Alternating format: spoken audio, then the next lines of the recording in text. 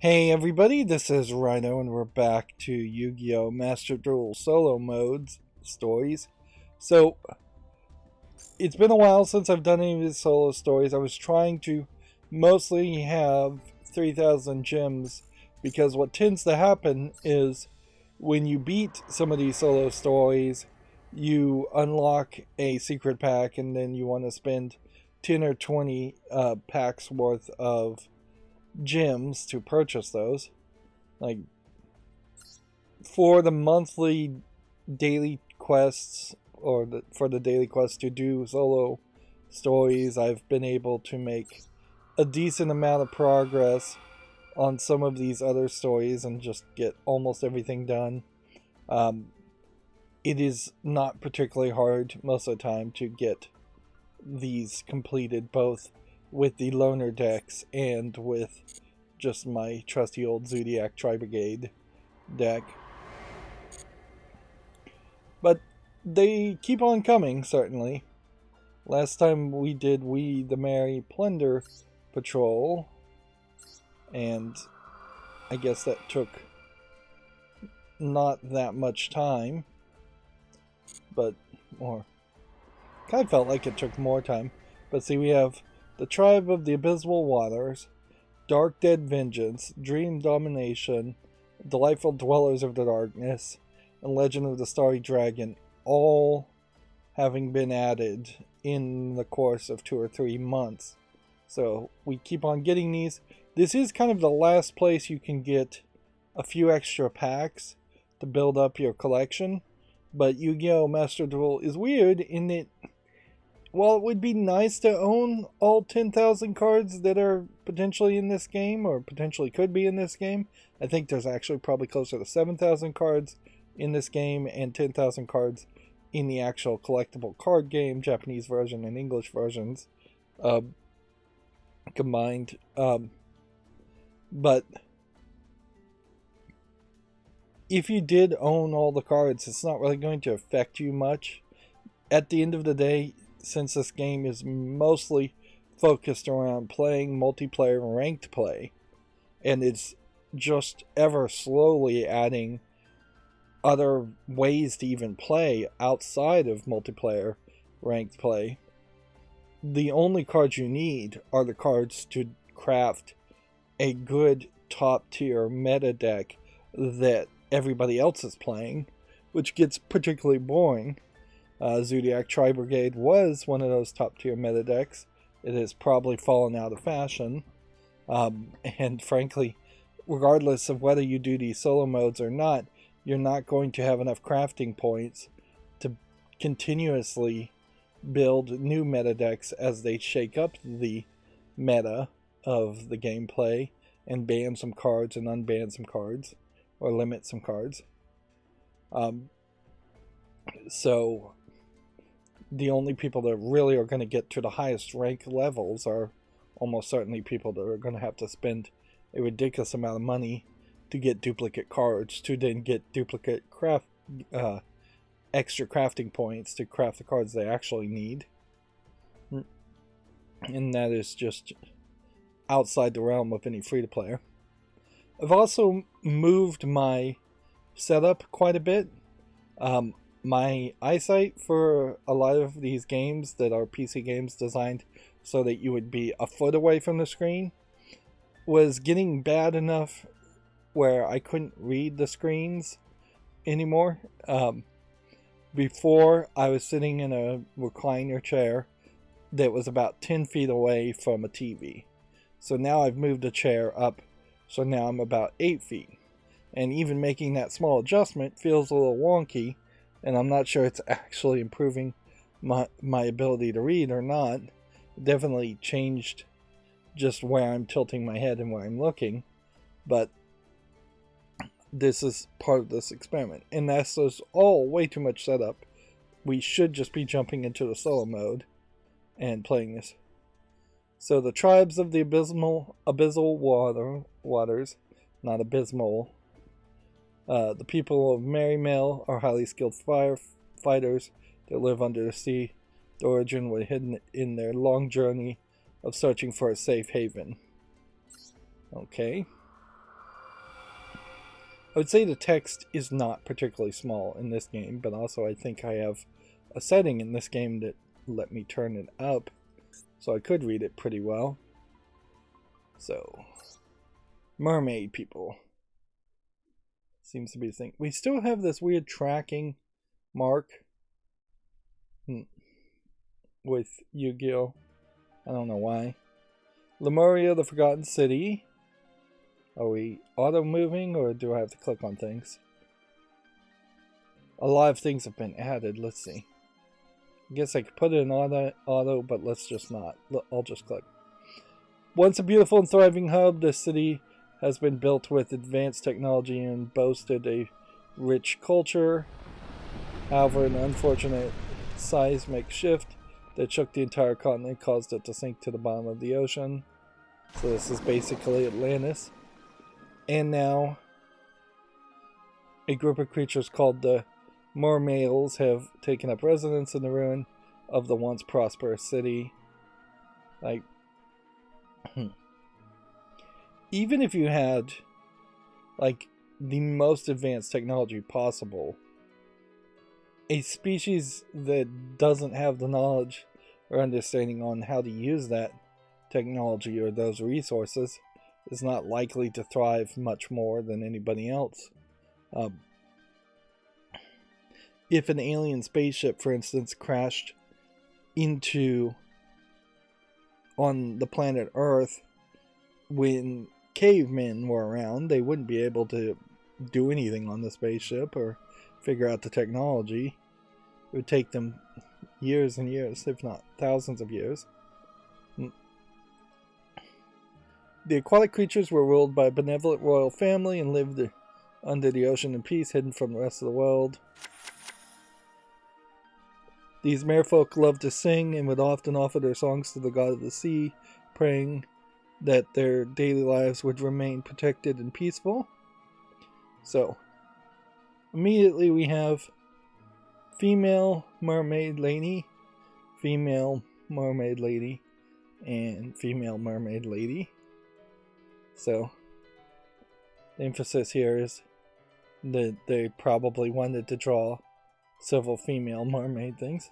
They did an interesting twist here, certainly, when you look at, like, this tail, which is almost octopus-like or squid-like, and then you have here a outfit that feels more like it is koi fish shells and their colors, and this more like a goldfish looking fish. It is very detailed for what could have been your standard let's draw Ariel from the Little Mermaid attempt, where it's just some seashell bras and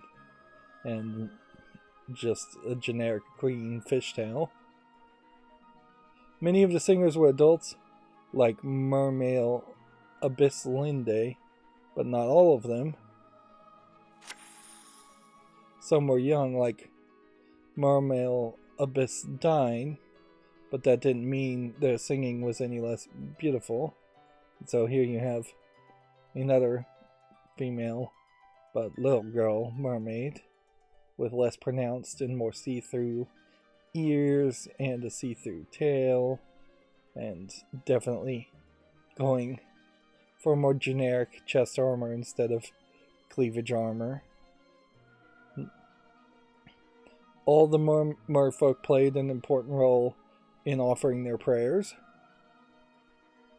At first glance, they would appear to be peaceful group of and graceful group of At first glance, they would appear to be a peaceful and graceful group without a single harmful bone in the body, but that was far from the truth. In fact, within them dwelled a great power that they weren't afraid to use when worse came to worse. And here we can see one of the merfolks turning very scary looking. The mermail warriors had weapons that they used whenever they patrolled the waters or hunted for food. One such warrior was the Mermail Abyssspike. So the first male-looking mermaid is definitely more of a warrior type. or just brute force type. And so I guess the word mermail here is probably closer to like chainmail as an idea instead of male, M-A-L-E. It is spelled M-A-I-L. Who fought with a unique hand-to-hand combat style that performed exceedingly underwater. Like here, they don't do the ear thing in this case, and the big gauntlets, armor on the back, silver metallic things. Noticeably, his abs are exposed in this depiction. There was also Mermail Abyss Sturge, who wielded a chained harpoon with great dexterity. Again, a lot of armor here, stomach exposed, helmets of some sort. These warriors trained and fought bravely to ensure the safety of their people. The Mermails were a nomadic tribe, and they had traveled many miles to find a safe place they could call home. This lifestyle gave rise to their fearsome battle capabilities and skill. And I guess we're just leaving it at that. Alright, so let's practice with a loner deck. Difficulty level 1 star.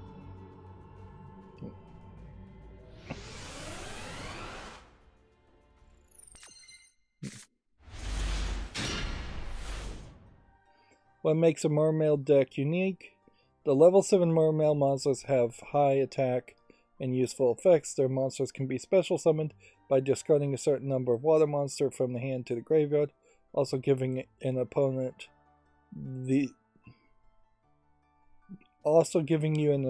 to use the effects of level 3 Mermail monsters that activate when they are sent to the graveyard. When it is difficult to special summon a level 7 monster due to depleted hand, etc., the effect of a level 4 Mermail monster can be useful in deploying your armor.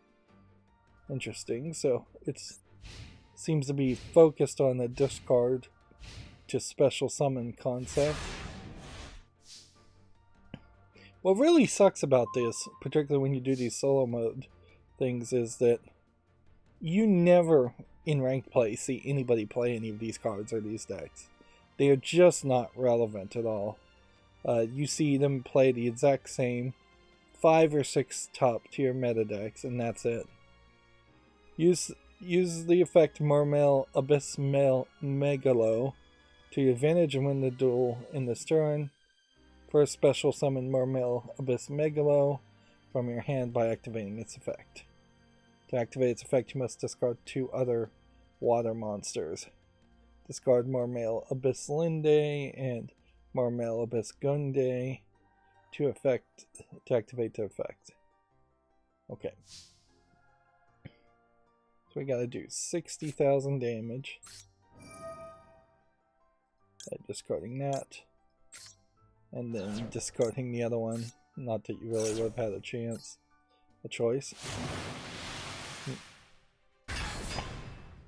You've successfully summoned Mermail Abyss Megalo. Activate the effects of Mermail Abyss Megalo that you have successfully special summoned, and the effect of a Mermail Abyss Gunde that would just discard it to your graveyard from the hand. Use the effect of Mermail Abyss Megalo to add Abyss Scale of the Mizuchi to your hand from the deck.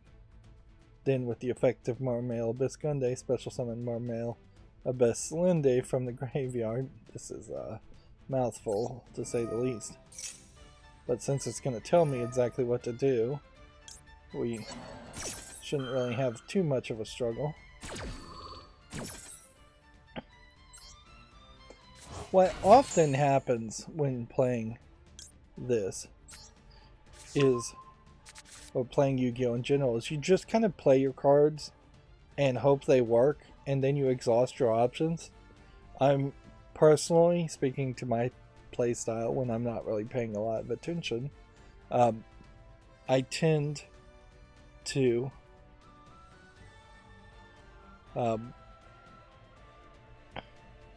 I tend to exhaust all my options and not hold back for the next turn.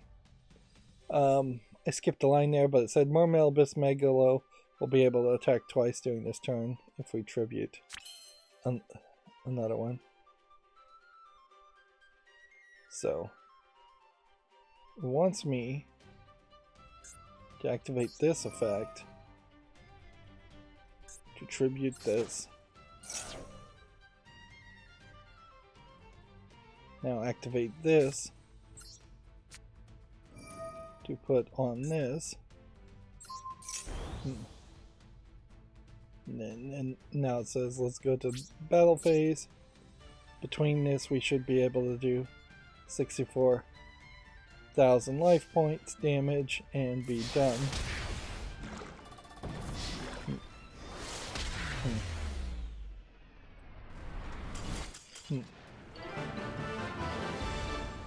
We still run into problems, certainly, where that little starter may get you the general understanding of a couple of cards, but it probably would be better if you had more tutorials around very specific cards. If you're going to show me a story around 5 cards, then you probably should have me play in a tutorial all 5 of those cards, probably as the story is going, or at least visually show me. Let's see.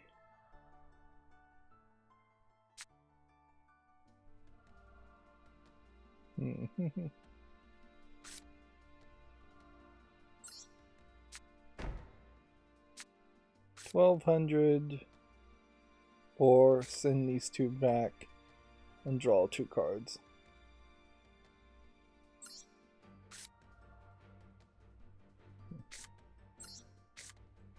Let's do something silly here and send this back and then this back.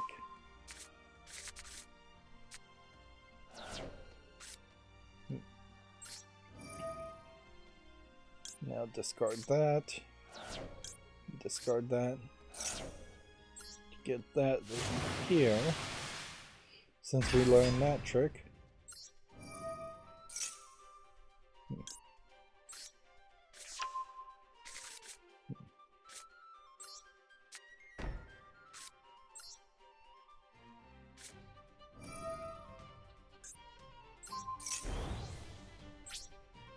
And that seems like that's a decent setup, while still staying very much in line with my problem of just exhausting all the cards in my hand. And there's not a good reason in Yu-Gi-Oh! to eliminate all the cards in your hand.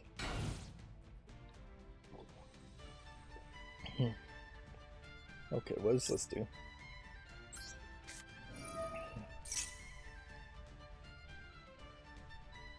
Who would I want to special summon? Let's do this guy.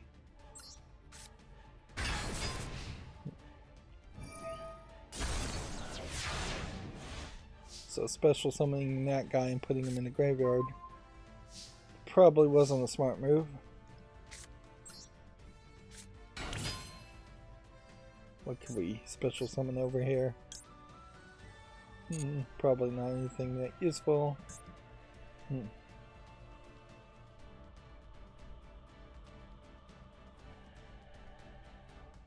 Make a second attack this turn. Let's see what happens if we go into battle mode. We do this.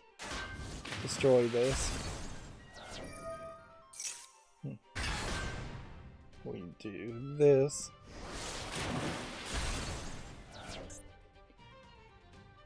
And see, we can't activate this to tribute that, unfortunately. But I think that worked fairly well.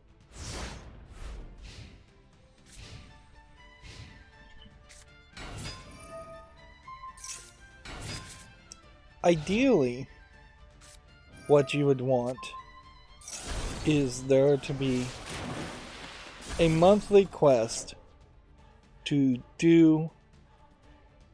play with certain kinds of cards as just a thematic event. And you don't have anything like that in Yu-Gi-Oh! Master Duel. Even though it's something you definitely would see in plenty of other online games like this, is if there was a Mermail month, and so this month playing with Mermail cards, say, got you twice as much gems or accomplished some goal, that would be interesting.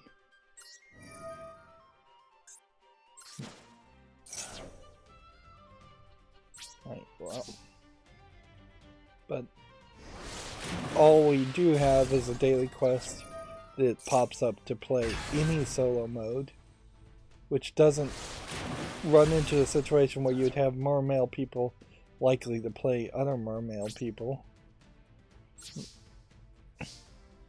On top of that, Yu-Gi-Oh! Master Duel, when it does have a tournament or a special event or a festival or whatever they want to call them, they tend so far to be too frequent and not that specific. Like, we've had, I think, a festival that really is just about playing spell cards or not playing spell cards, or really is just about playing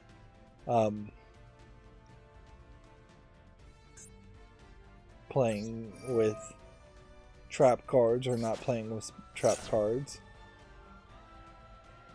And that's all it seems like it really boils down to, is very generic categories of cards. This guy's just gonna keep on summoning things. Is he gonna run out of cards? Probably not.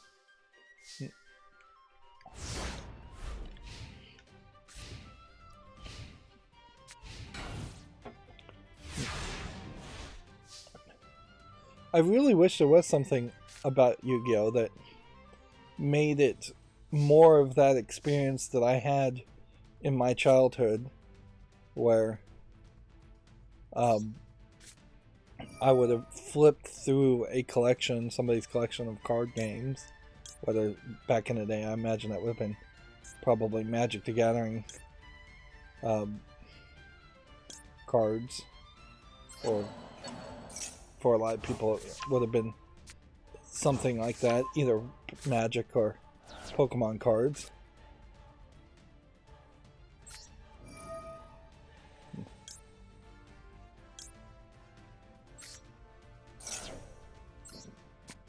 But yeah, there's just not anything like that. The interface is not interesting in that way.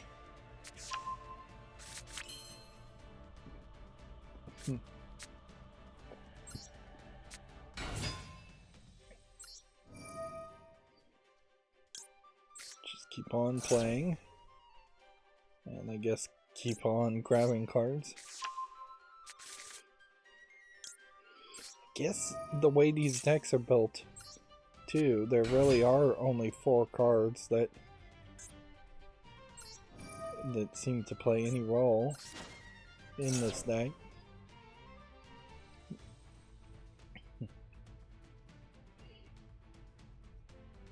Right.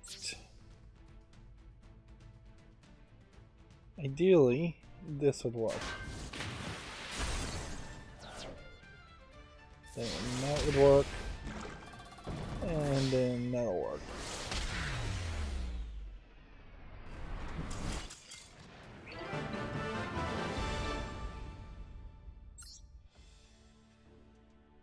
Yeah, these loner decks, I guess, are not designed in such a way that they would have a large variety of cards. Most of the decks I've seen that have been built or recommended for Yu-Gi-Oh! Tend to have 3 copies of the same card over and over again, instead of trying to have unique collections of cards where you might have only 1 or 2 copies of a card. So we got the Spined Gilman, which I don't think really quite fits into the Mermail visual aesthetic, but it is fish-like. And yeah, unless we ran into a problem here, which I guess we did, we would have unlocked that. So let's finish the apprentice, and then that will give me enough at that point. Scenario appearance card. I definitely feel like the art could be better looking, but it's no big surprise it isn't better looking. I still feel like if they integrated the anime into this game in any way, so that you would see even little minute clips or a few second clips of some of the cutscenes of the anime, you could have a lot of pre-made animation in this game. But that probably would require them to get some kind of licensing, and they're not going to bother to do that. Although, at least I can say, I think it's Bandai Namco that's in charge of this game. They have yet to completely lose interest in this game and try to make another Yu-Gi-Oh game. They do have like 3 different Yu-Gi-Oh games out at the moment, but it would be silly to abandon this one, as it is their only real PC one. A big reason for their survival was the leadership of their royal family, so we'll probably get 3 or 4 new cards pointed here. The queen who currently oversaw the tribe is Mermail Abystrite. I like this a lot better, where they zoom in and take up the full screen. The showing off more details certainly is appreciated. They should be a little bit more proud of their artwork, even if we know their artwork is just really the artwork of the cards. And yes, we have yet another female character, but she has this big shoulder pad armor. She doesn't really have the fish ears either. She is actually showing some belly, where the other ones weren't really emphasizing that, and her armor is almost like a skirt with a dolphin tail, instead of it being full armor all the way down. This skirt kind of on a skirt art style, not terrible. In their pursuit of a peaceful life, they were not always able to avoid battle, and some of them had been quite devastating. I do feel like I'm doing pretty well reading here, but I am still stuttering on some of these words. I don't think I can blame my eyesight so much. It might be that my lamp is somewhere in the wrong place, and so maybe I will have to just turn off the light and see if that helps sit in the dark like a true gamer. And yeah, that might be easier to focus. Although that's not that much easier to focus, I still have 2 other monitors besides the main monitor on, with bright white light coming out of them. However, they will be able to pull through with the support of their queen and her guards.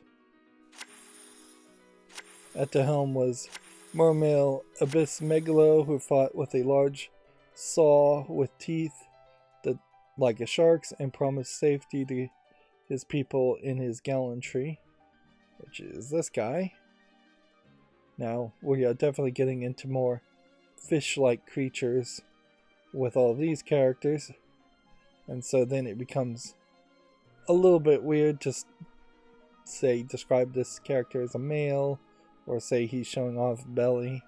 Although I guess technically this whale creature might be showing off some belly. Maybe this one's showing off some belly too. It's hard to tell what is flesh and what is armor.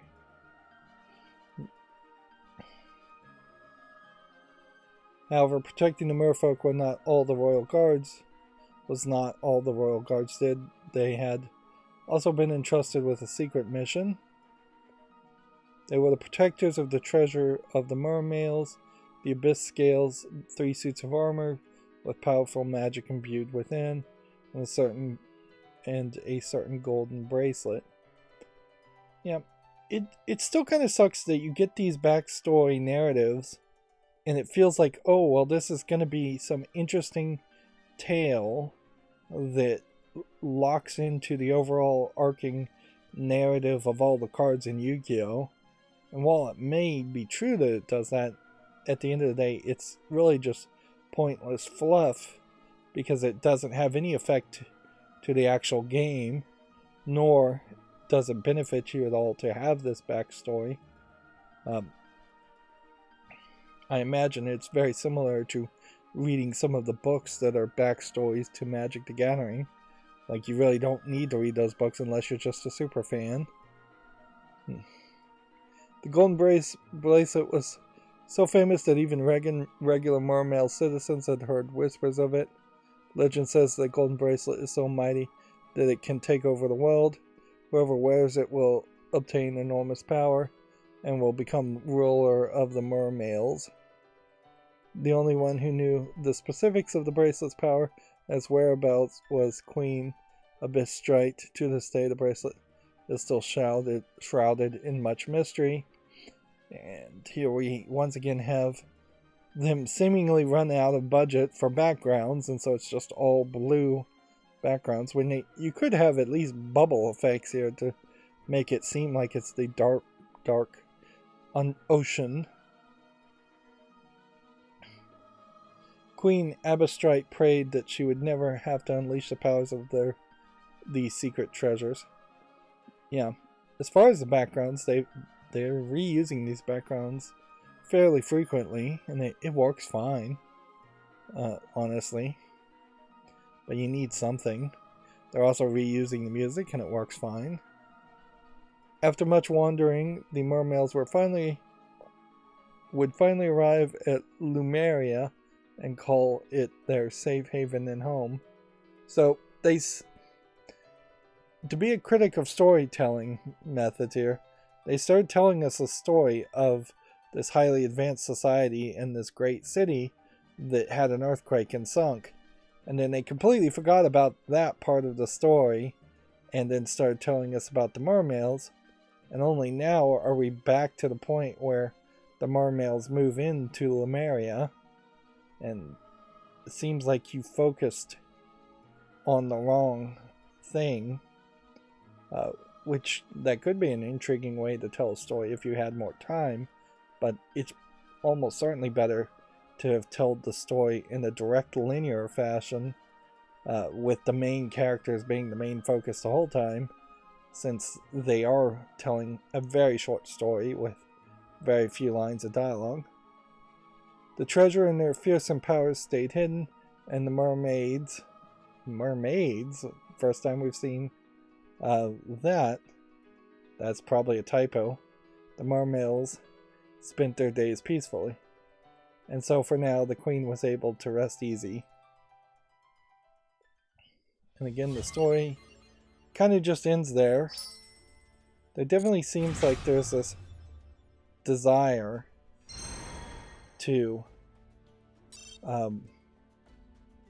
it definitely seems like there's just a generic desire to have these narratives have a second chapter later on. You might as well go to a store. So these are secret packs. I now have 23 hours to consider purchasing these. And it is a pretty hard sale to buy the secret pack. While I do have not that many super rares or ultra rares, in the sense that I don't have any at all, when you get to the rares, I have at least one, sometimes two copies of at least one of of most of the rares, and 2 and 3 copies of the normals. If I was rolling in cash, certainly, and rolling in gems, it would make sense to do this. But it probably makes a little bit more sense to do nothing at the moment. Like, inherently, I want to do several of these solo missions at the same time, and so I probably will unlock some other secret packs, and at that point, that's when I should potentially make a decision whether I want to open any secret packs. They've also done this weird thing where they introduced a new secret pack that I can't help but assume has some newer cards that were just added to the game, and they had that secret pack available for purchase for nearly 30 days. Well, I have 6 more days on that 30-day time frame, but you can see in this case I have even more copies of the cards in that secret pack, so it would be a very bad candidate to buy 10 or 20 packs on. So if we go back to the story mode, then let's see if we can play these loner games. Now, if I win here with the loner deck, I'll get a card back.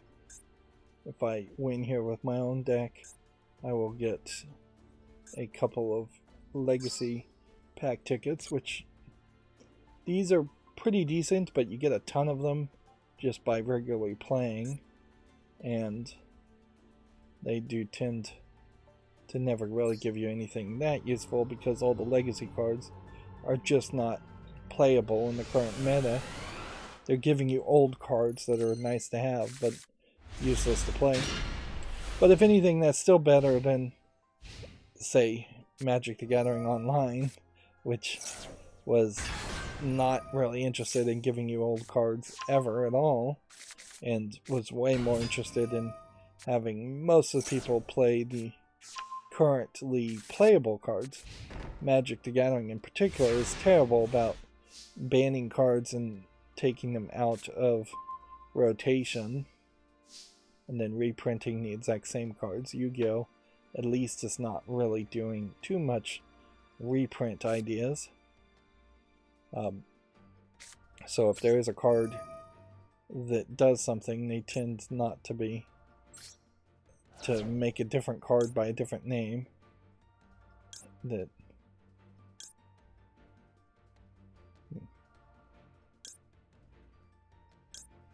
Let's get rid of this one, I guess.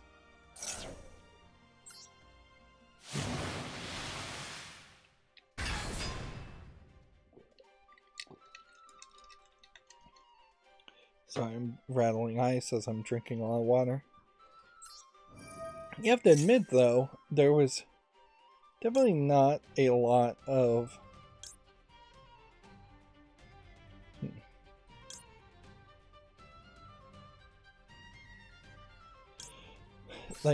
not really a lot of gameplay that's happened here so far.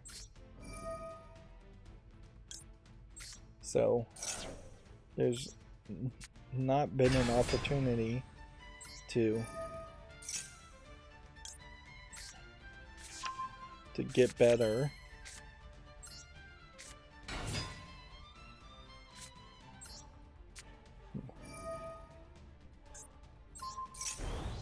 Right. Do I have anything worth summoning for Monster Reborn? Do I have reason to activate this effect and send that to the graveyard?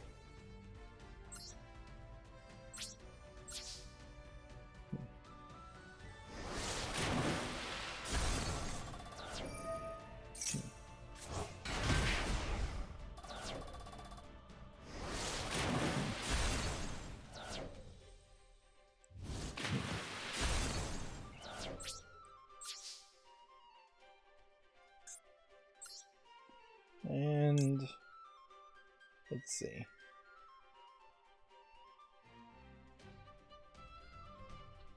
Could potentially summon that.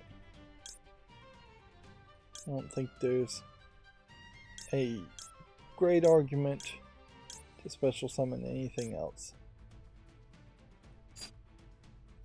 Let's not, however, special summon that. Although, you know, let's do it. You take these two, put this in face up.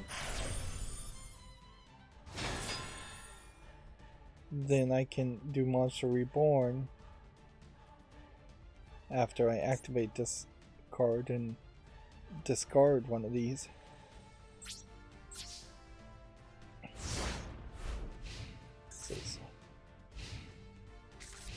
Once per turn, during your player's turn, you can detach one things, negate the effects of all face-up monsters your opponent currently controls that have less attack.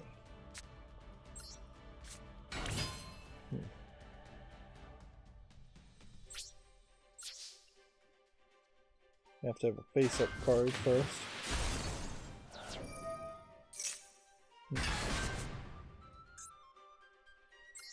Okay. Detach this to attack that.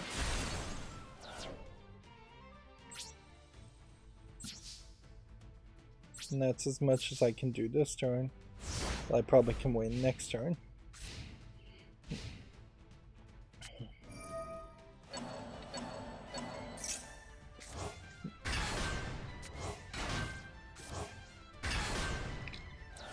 Unfortunately,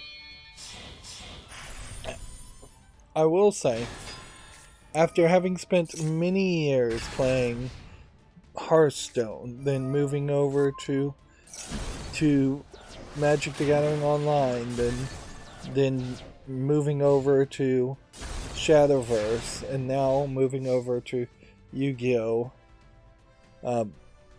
On top of which, testing out Marvel Snap and finding Marvel Snap to really not work for me as a game that I just don't like. I have just ever increasingly reduced, or ever decreasingly, I guess might be a better way to say it. I have completely reduced a lot of my attention span for playing collectible card games down to a very small amount. So while I'm doing these story modes and should be probably paying a lot of attention, I just am not. Let's see.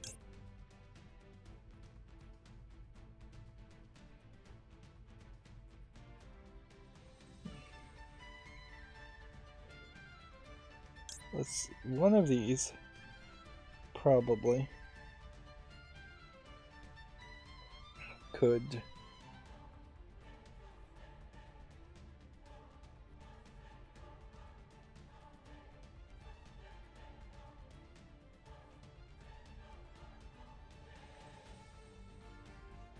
these could probably help, but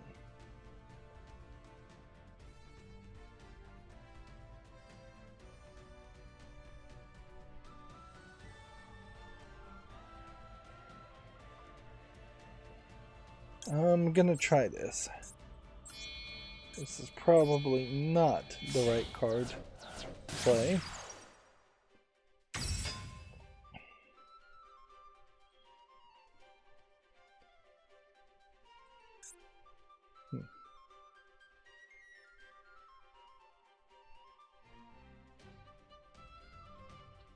Maybe this trap will work somewhat.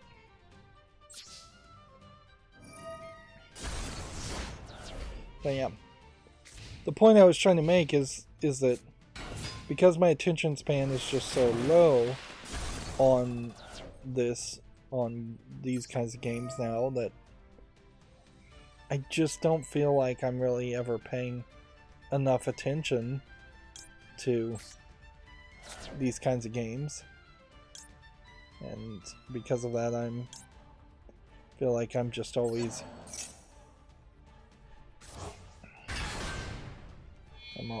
just not learning as much as I should learn.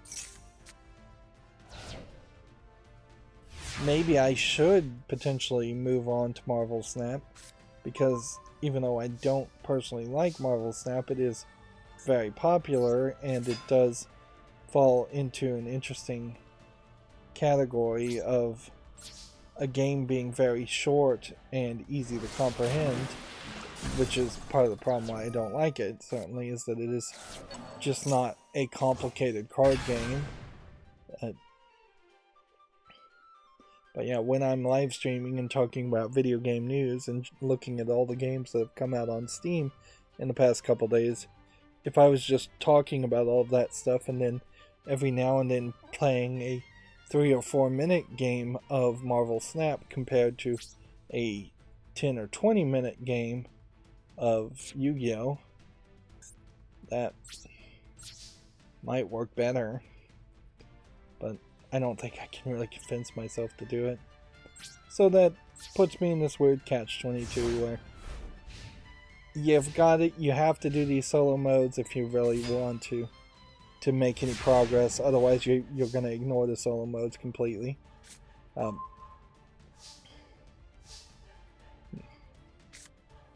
probably would benefit Yu-Gi-Oh! Master Duel a lot better to have either a solo mode that is much closer to Duel Links, that is around interacting with Yugi and the other cartoon characters,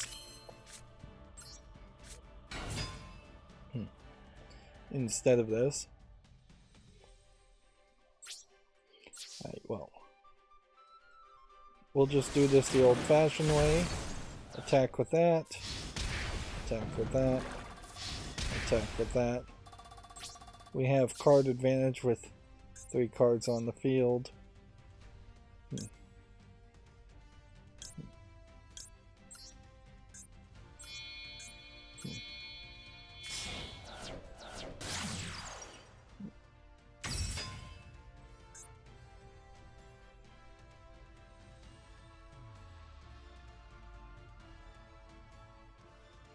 This card would not special summon anything if I activated its effect, I don't believe.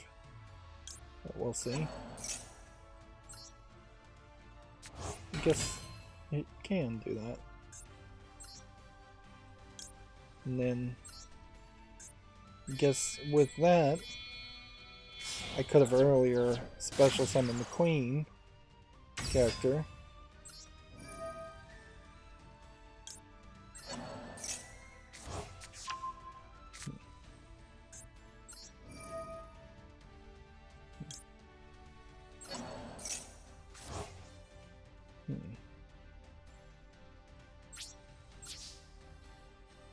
I don't even know if this. I don't even know if this is the actual Queen character. It isn't.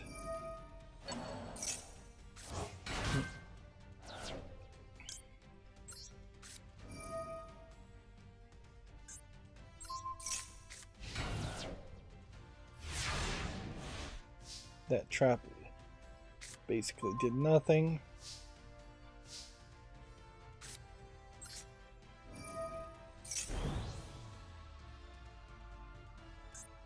Let's see if we can activate a different effect.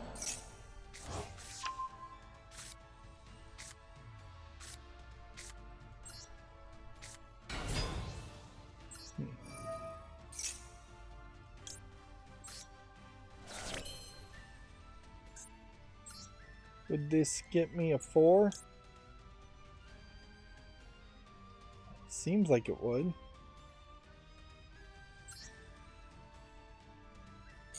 Let's not do that though. Stick within the realm of having 2 things on the field.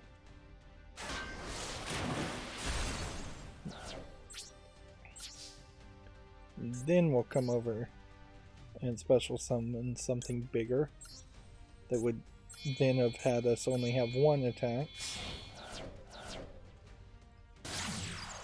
I'm really not paying attention to where you really should place these link summoned characters, but more than likely you should always put them on the right side. They tend to point this direction more often.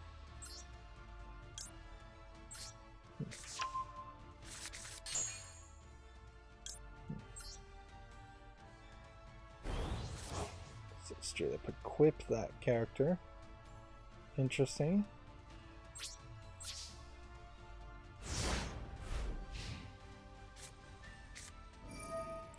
You still run into this problem where you tend to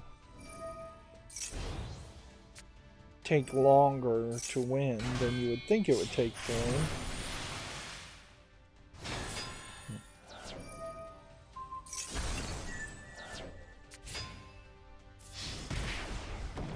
And you might just straight up lose. Like, I'm down to 200, and I would have sworn I had it in the bag as far as victory. And almost certainly if I was to give it a second try, I would have it in the bag.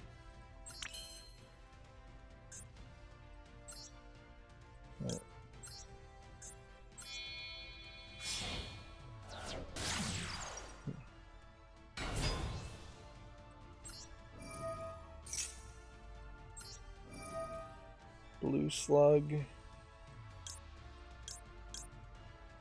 What do we want to do with this?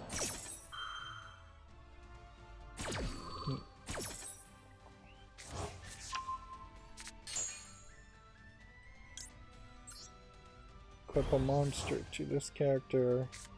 Special summon that. Face up.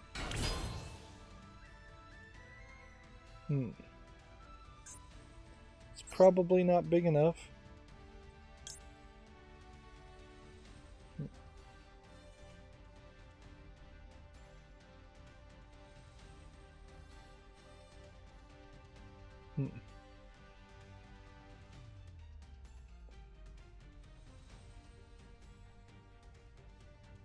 No battle damage. If I take that one, I don't want to take that one though.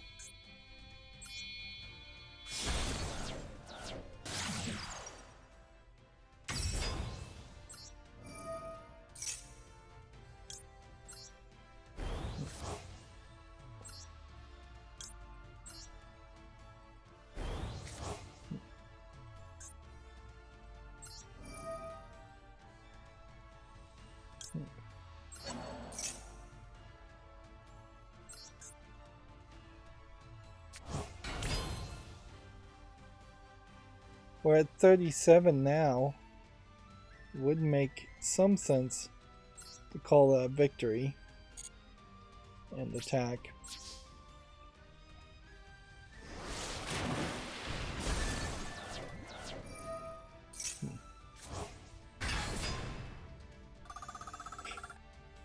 Got all of their health back because of that. And this creates a problem.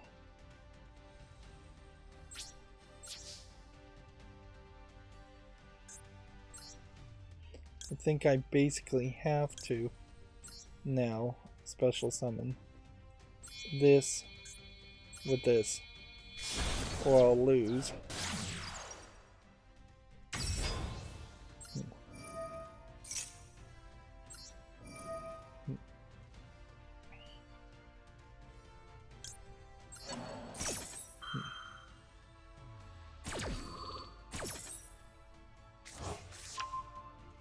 I'm not sure I really understand the logic here behind adding more cards to the hand.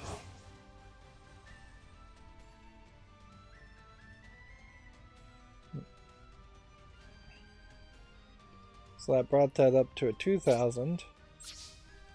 Still not strong enough, however.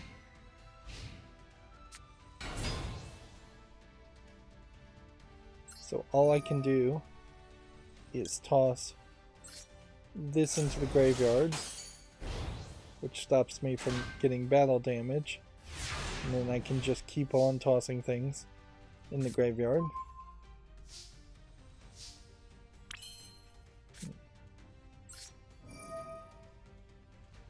Just go and discard that, put that face up, stick it right there.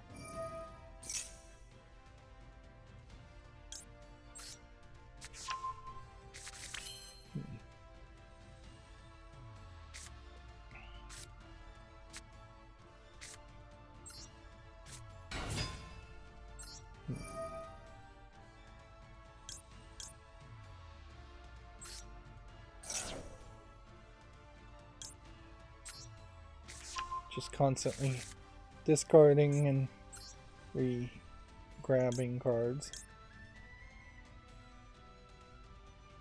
16 over 16 and 17.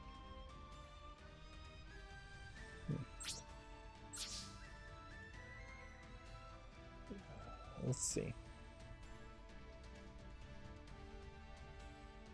So we attack this.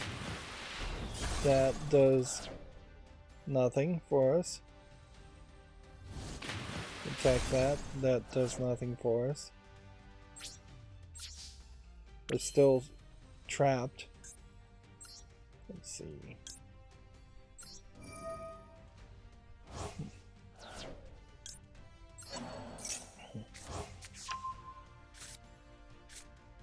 Guess you can set a trap there. And I guess we can try and effect an attack here. Which I guess maybe special summons something else.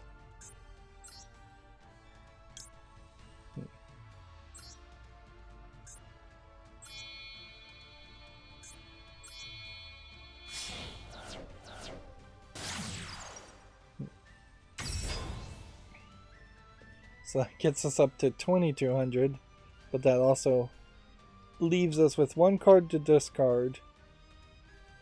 And still in a pretty bad position, unless we're just going to drain this guy for 21 more turns of cards.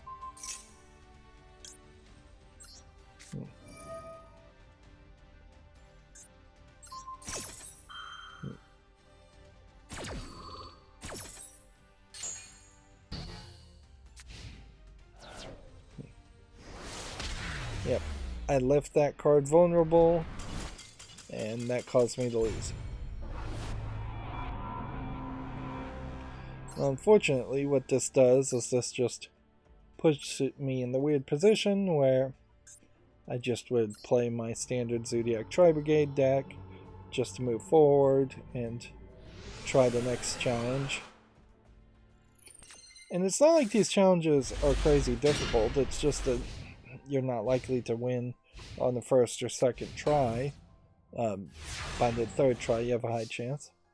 And it's a shame that you don't get these like thematic play fields as rewards for doing the solo mode. Instead, you have to purchase those, which just seems particularly greedy.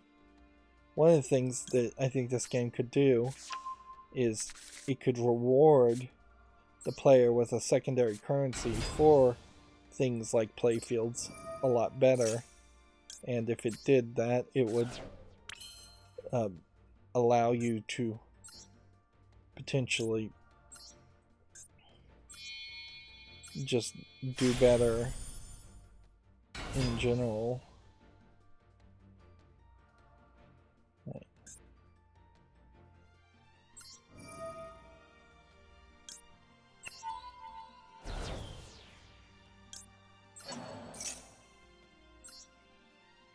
I'm going to try something a little bit different here. As far as the order in which I special summon all these Zoodiac Tri-Brigade cards.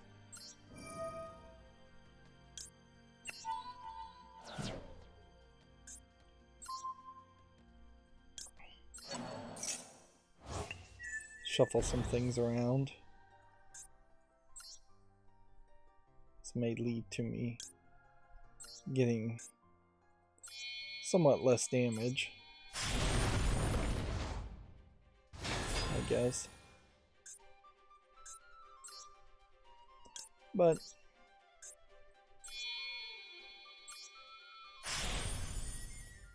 kind of feel like I've already won.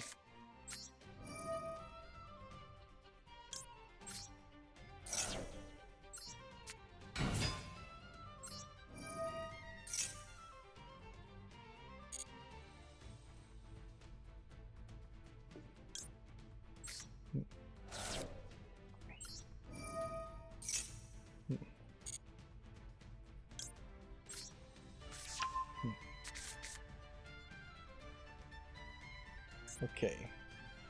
With this I can summon a 3, and then I could summon a 4 without doing anything more. And there might very well be an argument to summoning a 2 first, then summoning a 3. But I prefer to just save the time. Right.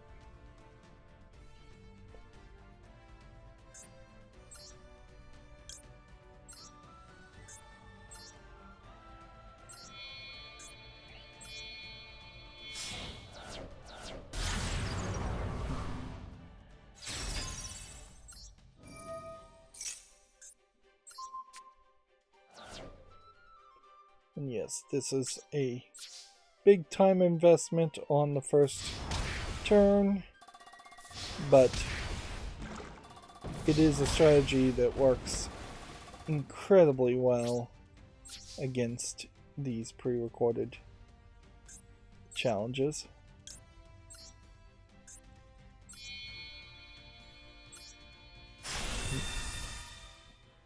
It's almost unthinkable that I could lose here now at 2,000 to 8,000 on the first turn I played.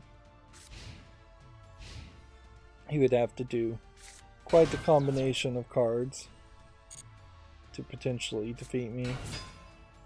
And if he starts to do anything that even seems a little bit fishy, I guess no pun intended there, I could just activate Zeus's ability and clear the field.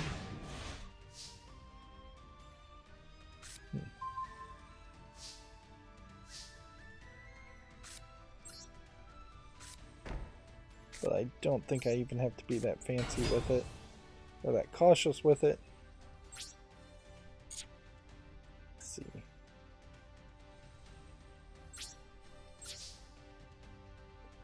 Do 1,700 here. Do 2,000 here. Do 3,000 here. And do 3,000 there. And then your second turn, with no real challenge at all, you win. Even if the Zoodiac Tri-Brigade deck is not playable in current meta playing ranked, it is such a great deck to seek out and have for this reason. And I imagine there's quite a few decks like that. That gets me to this point where we can play with an even more challenging, complicated fish deck.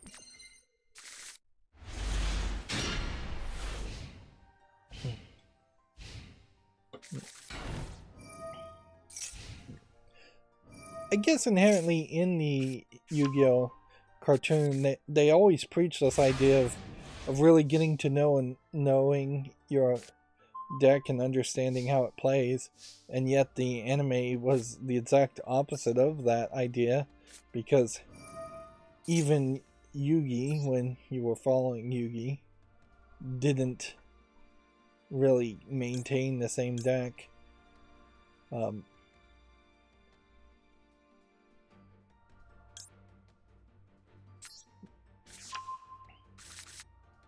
So I'm gonna try something silly here.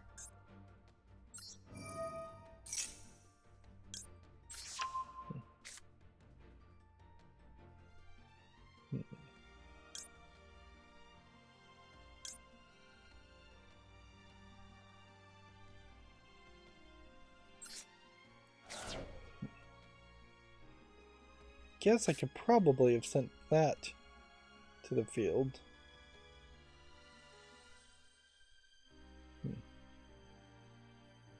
So there seems like there's a whole strategy here, which I could have just gotten more penguins as cannon fodder. Although penguins are aquatic animals, they do swim in the ocean. They're not really what you were thinking about as far as these mermaid characters.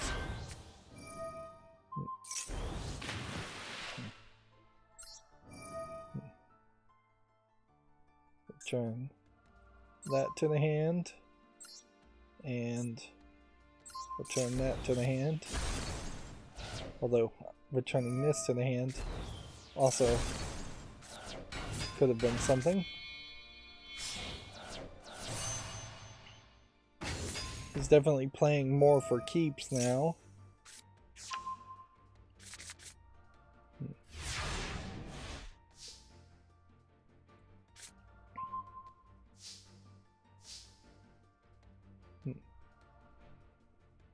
Okay, what do we want to do now? Add one penguin. Then maybe just, since I've got nothing better to do, let's just discard this card.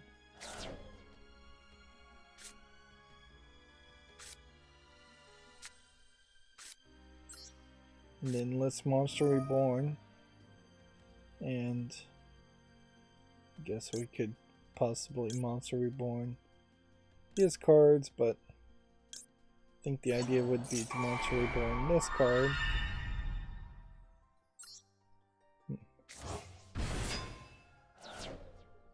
Tribute this card, summon up to 2 penguin deck monsters, except for the Great Emperor.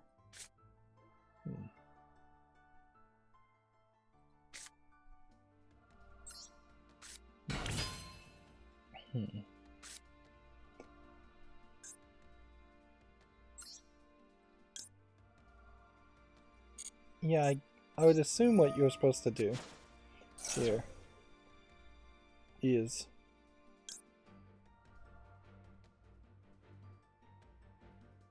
take this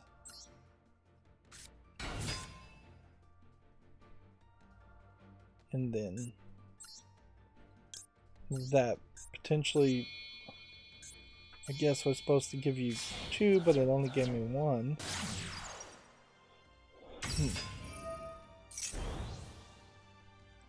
Well, this is not working. That did not work well at all.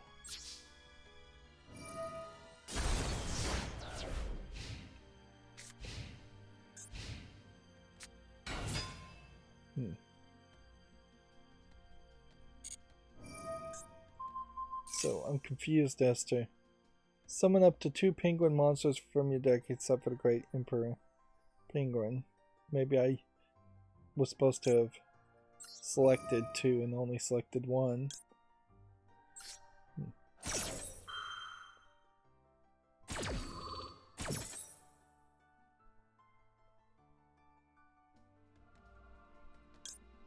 Probably not succeeding particularly well here.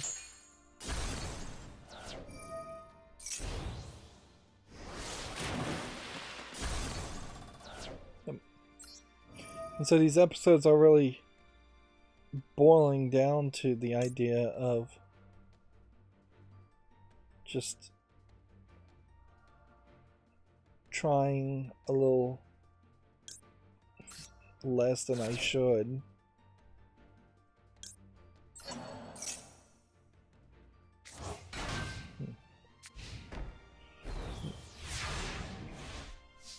Now notice here, flip does not mean changing from defense to attack position.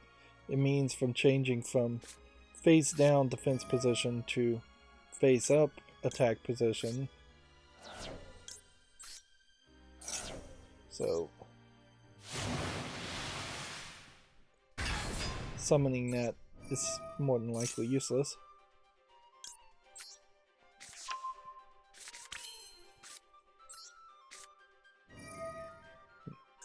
This probably is the strategy to play.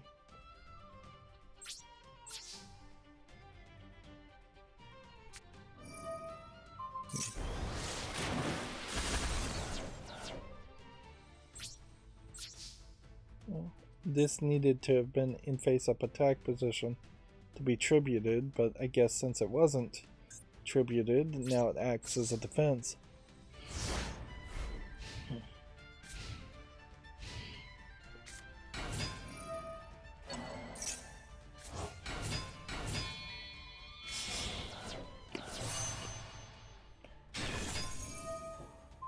At one point I was spending like an hour to 2 hours doing 2 of these storylines, but I've either gotten slower as far as doing these storylines, or they have better balanced just how long it takes to do a battle in these solo modes. Or maybe I've just changed my standards quite a bit, where an hour and 10 minutes, which is how long we've spent so far, seems more than enough, because it definitely seems like it's more than enough. Well, there's nothing I can do here. More than likely I'll lose in this or the next turn.